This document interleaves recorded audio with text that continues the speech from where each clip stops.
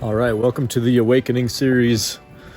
This is part 2 of me just pulling clips out of the internet, showing you what awakening can look like. It can look different for everybody, but it's important to either see or know of people that go through the process. This is part 2. If you haven't seen part 1, where the elder Indian man has a profound awakening during a Mooji Satsang, go check that one out. They're slightly different, but there's commonalities that I think are important to witness in each. So when you get to this point, you know how to move past it and move through it and allow it to deepen without becoming startled or too disoriented. So enjoy. Today is the happiest day of my life because I just realized that the person I thought I was doesn't even exist. Thank you so much. Thank you to the Sangha. Thank you. Now we're all going to want to know how you came to such a conclusion. Is it? Because for the whole world, they say 7.5 billion human beings are contemporaries on the planet at the moment. For someone to come and make such a statement that the person doesn't exist, you know? I mean, you would want to think, well, wait a second. A number of parties will be interested to find out how that comes about. Even the military wants to know how to get rid of the persons without any sort of artillery. Well, and not just your person, you've got rid of the whole world, no? Everybody feels, everyone reports from their person. You know, I had this thing is happening. I went to this place, and this one, she's been having, and as for you, and we're very much into person, but you have found that the person does not exist. Is that just your person or every other person?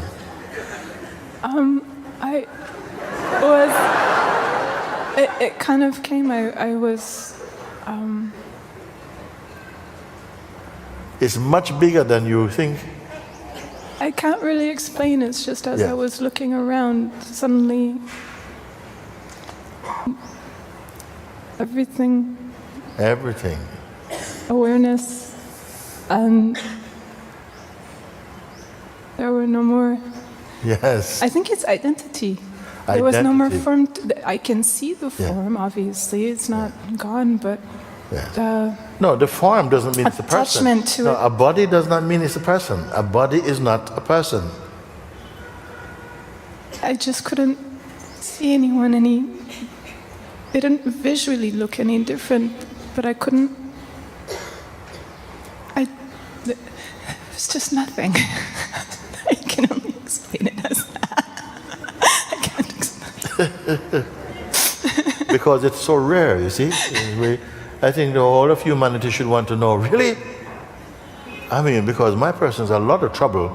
So is there really a way to get rid of it? Even the one who wants to get rid of it actually is part of the person? I had to ask because one lady, she told me in Satsang, you know, Mooji, I can accept now that I don't exist. But what is difficult, I can't accept that my husband doesn't exist. I said, no. Let's back up again. Now, what you mean by that? If you don't exist, where's your husband? I mean, what? She said, you know, yes, this is the trouble I'm having. You see, I know that. You have made a very profound discovery, and it is true. And I want to kind of push it around to see if it stays true. Because this is at the pinnacle of human, what I would call discovery, or the human expression of consciousness. I want to see if we can see, because you say the person does not exist. And it is true. But it has to be recognized as true in each vessel in which consciousness resides. The tenant in this body is consciousness. It is not a person. The consciousness is recognizing that the person is a kind of ghostly concoction that an idea held about myself, I am the consciousness. It's my energy that is the life force. It's my intelligence that is expressing. But when it got caught in this software called a person, it was expressing like this. But the person doesn't exist. It's like you speak through a speaker, and the speaker, and you say, oh, she's speaking, but it's not my voice. That voice is not me.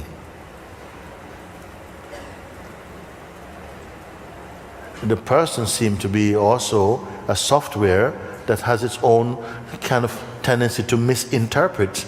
How does that work? This is why it is not questioned, it is not doubted. All our experiment into self-awareness, for most part, falls flat, because at the end, the person is conducting the inquiry. And it will not do anything that will threaten its existence. It seemed like that. So it takes a higher intelligence right there to look and say, wait a second, what is a person then?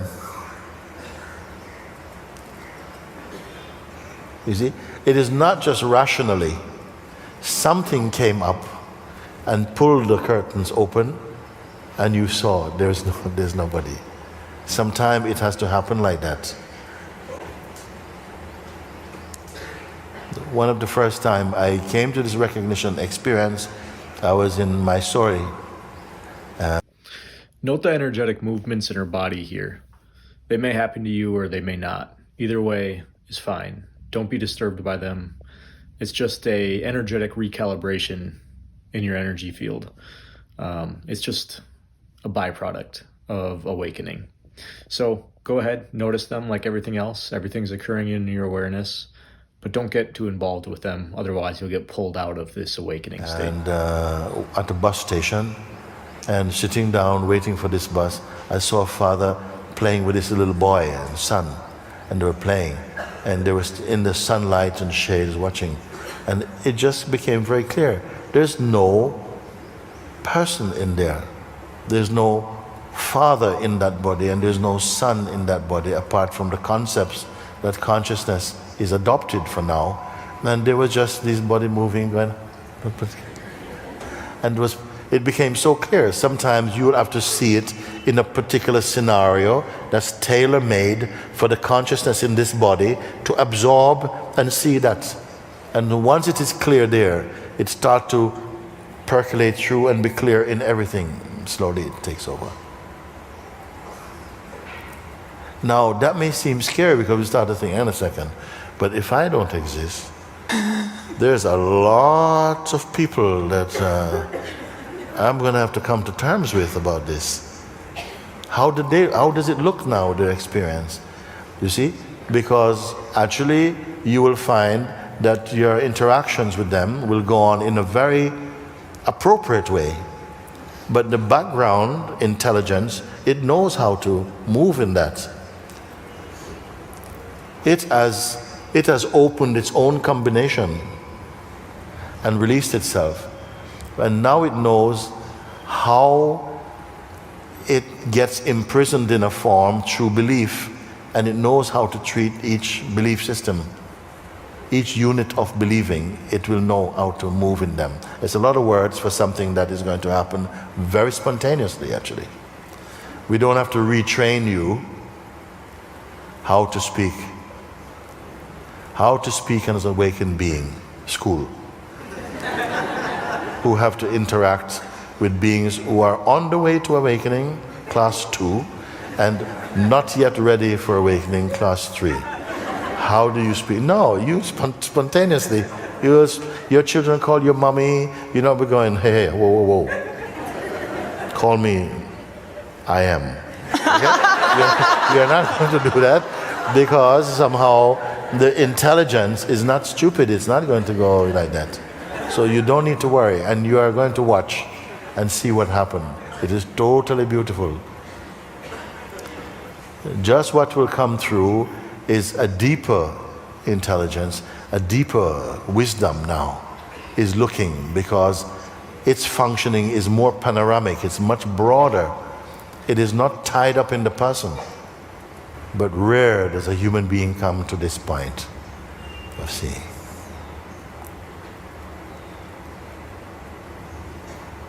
So is that a burst?